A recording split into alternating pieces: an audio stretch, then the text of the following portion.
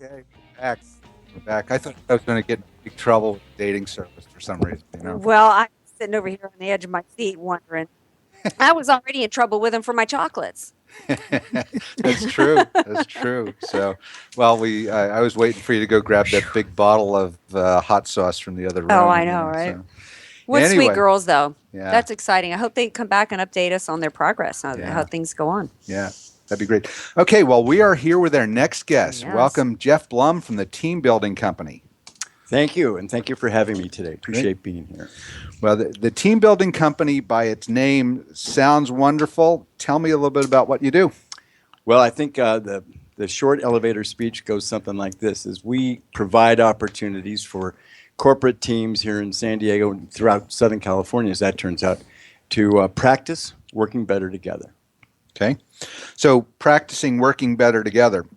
It sounds almost sounds like we need you down there at the Chargers practice facility. Oh, Like I would, immediately. yes, I would like to affect some major changes to that team. You bet. Which one? The team that's on the field or the one up in the office? Well, I think the one up in the office is where you need to have the most triage. That's a good point. You bet. Yeah. So tell me who you really helped. I mean, we talk about teams, we talk about Chargers, and we say that lightly, but you know, your business is built around specific types of companies. What type of companies can you really help? Well, I would say any company that has a group of 25 or so or more. But you know, what we do is think of it this way: it's like the best sports teams. Getting back to sports teams, or the best athletes. They're practicing all the time. They're always practicing. Tiger Woods is right now hitting golf balls. I'd be willing to bet my month's salary on it. So if they're practicing and they're at the top of the game, they're world-class athletes. Why is it that a corporate team that has so much at stake leaves so much on the table with the lack of preparation for the big game? Yeah, that's interesting. You know, I know we were talking before the show, and you know, in my practice, I have to learn how to get the CPAs and the attorneys and the brokers all on the same page, making sure that everybody works in a cohesive manner. You know, if you're out there by yourself, or you're several different fields doing their own thing, they always conflict with one another, and that sounds like what you work on too. That's what we try to address. You bet. That's a good point, Barry. You know what happens in a lot of corporate situations is we have something called stovepiping. So we're all sitting at the same conference room table. We all have the same basic agenda, but we're all coming at it from our personal perspective, like what's in it for me.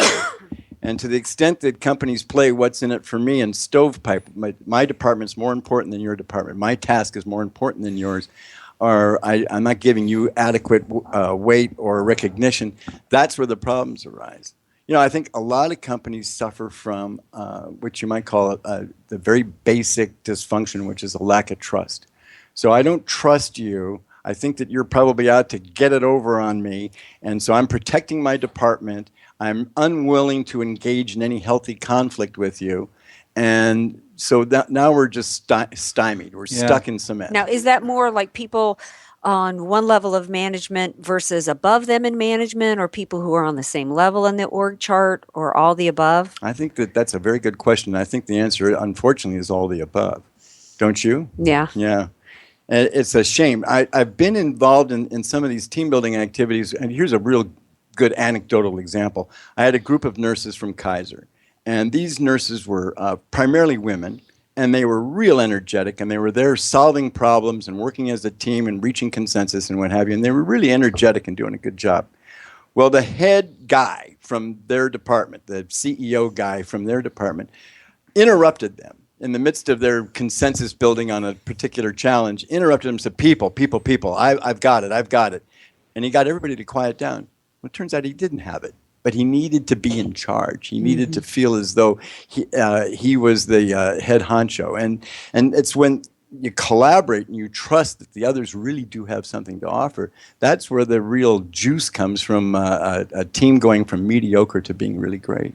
Yeah, it's interesting. As you're saying that, I was thinking about, I was doing an enrollment for a 401k and a couple other plans up in Escondido just a week or two ago, and it just surprised me. Most of the people would come in, about a 65 employee company, most of the people would come in and listen to what we needed to tell them and what have you. And there was this one employee who basically just sat there antsy, and the next thing he just says, "Are we done here? Can I go? I want to go back to work." Yeah. How do you deal with resistance when you run into a company like that? Is it just that this guy shouldn't be at the company, or how do you deal with that? Well, that's a good question. I think what happens with the games that we play, the challenges we put in front of these folks, is it's almost like you take a magnifying glass, like Sherlock Holmes' magnifying glass, and you hold it over the company. And people become more of whoever they are. Mm-hmm. So the guy who is antsy and needs to get out probably is antsy and needs to get out most meetings that he's in. The person who is a born leader tends to bubble up to the front and become a born leader in any situation. And what we try to do is we try to put in a playful sense of discombobulation. So we get everybody in an area and we give them a challenge, and by discombobulating, what I mean to say is that the leader is no longer the leader. We appoint a new leader, maybe somebody from the lowest rung on the totem pole, and put everything askew just enough to have them realize for themselves, where is the real talent in this company? And a lot of times the real talent comes from the real grassroots basis of a company, not necessarily from the top. Because companies are kind of like families, where over time people have assigned and assumed roles, and people just kind of continue to act out those roles, and you kind of got to push people out of their comfort zone a little bit, right? Well put, yeah. We tend to we have dossiers on people, right? Mm-hmm. I've got a dossier on you, and you're only good for so much in this company and not one iota more. So by discombobulating all of that, we end up discovering that there's talent throughout the company. It all comes back to, do we value everyone in the company as the most precious resource in the company? Who would you rather lose? Like 100 people or $100 million worth of inventory? $100 million might be a little far-fetched example, but you get the idea. How did you get into this business? Oh, that's a good question. I came from a marketing and advertising background, urban, and I went through my own kind of like, what did they call those, midlife crisis. So I got the Porsche, and that didn't quite solve it. And so I then moved into, well, what do I want to do next where I can give back? What do I want to do next where I can help people? What do I want to do next that would make a difference? And I got involved in this kind of work. And it all came from a couple of guys on the East Coast years ago who rewrote the curriculum of middle school and high school athletics, and the curriculum. And so it was a whole paradigm shift at that time. And what they decided at that time was running the fastest, jumping the highest is not necessarily the ideal. The ideal is, how do we work better together? How can we value each other and acknowledge each other and respect each other so that we get maximum efficiency from each other?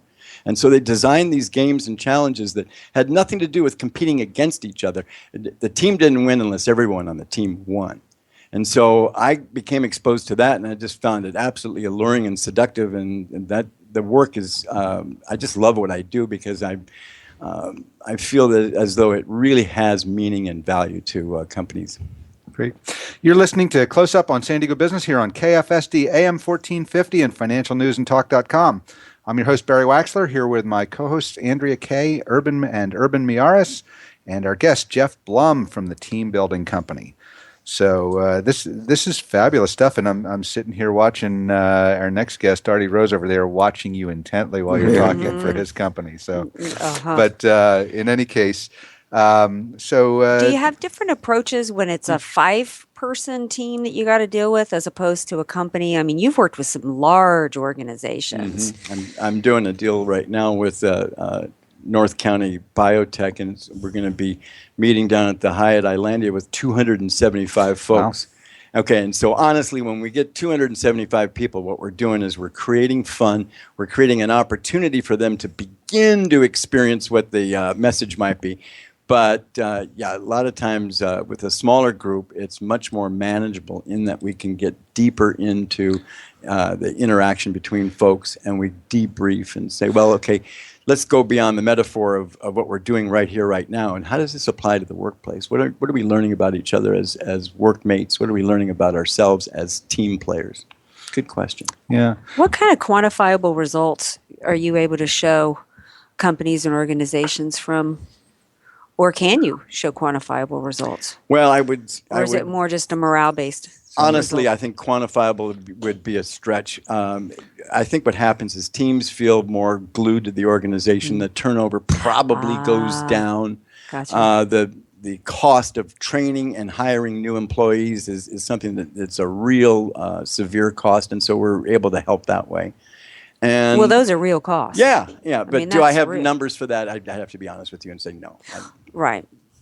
Yeah, you must have a number of programs that you assign after the events that people have to facilitate after the fact. We do a lot of follow-up, and we come back and we have a lot of activities that we can do to kind of reignite the state that we were in as we were heavily involved in the team building activity, which normally is out at the park, out at the beach, in their parking lot, in a banquet room at a hotel. But yeah, we don't want to create mental floss. We don't want to go in one ear and out the other. We want to create something that has Mental floss. it has a lasting quality to it. Yeah. Well, before we get too far, because we're getting close to break time, why don't you tell the listeners how they can learn more about your company or how they can get in touch with you if they're interested? No, thank you. It's the teambuildingcompany.com, and company is abbreviated, so the teambuildingco.com. We're on Facebook.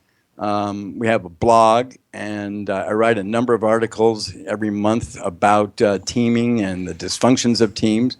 And we have a phone number, 619-261-7663, standing by. But anyway, I'd love to chat with any of you out there that are interested in seeing if you can improve the process with your group. Okay, great. Well, it sure sounds like we could have used you at some companies I worked at, and the turnover rate was really high, and that was the biggest expense at these companies. Yeah, that's a big thing with companies. And through the years, and even today, I can't get my people motivated. I can't find anybody good anymore, and they don't make them like they used to. And all. I say, you've got all the resources you want. You just need to get someone other than you in there to really straighten it out and find out who's the dead weight and who's not. There you go. So you're listening to Close Up on San Diego Business, where we get up close and personal with homegrown San Diego businesses and the people that are working to make a difference in our community. This is financialnewsandtalk.com. I'm your host, Barry Waxler. We'll be right back after the break with more homegrown business Close Up and Artie Rose from the Solar Alliance of America.